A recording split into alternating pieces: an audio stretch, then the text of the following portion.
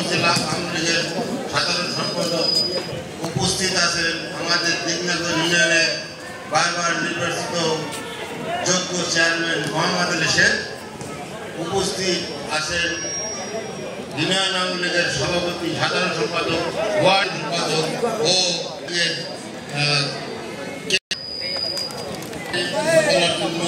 নির্দেশ আসছে। তবে আমি একজন শিক্ষক মানুষ ছিলাম, রিটায়ারমেন্ট করছি। আমি নির্বাচনে ভোট দেওয়ার জন্য আমরা মনে করি এটাই তো আমাদের মনোনীত প্রার্থী।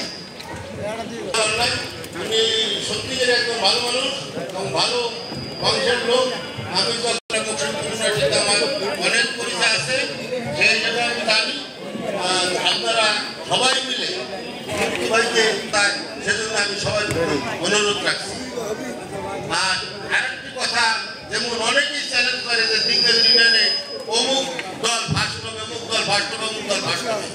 আল্লাহ রহমতে আমরা ভোট দিয়েছিলাম, তাতে আমরা সামান্য ভোটে পিছনে ছিলাম, কিন্তু আমাদের যা চোখে দেখতেছি সেই নৌকার ভক্তবৃন্দ সবই উপস্থিত আছে।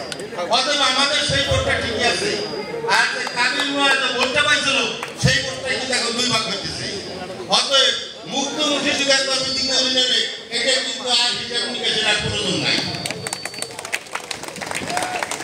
এখন আমার ওয়ার্ডের কথা বলবো।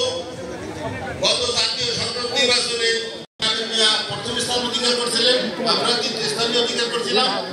তবে এই বছর যদিও চলতি মাসে জয় বাংলা জয় বঙ্গবন্ধু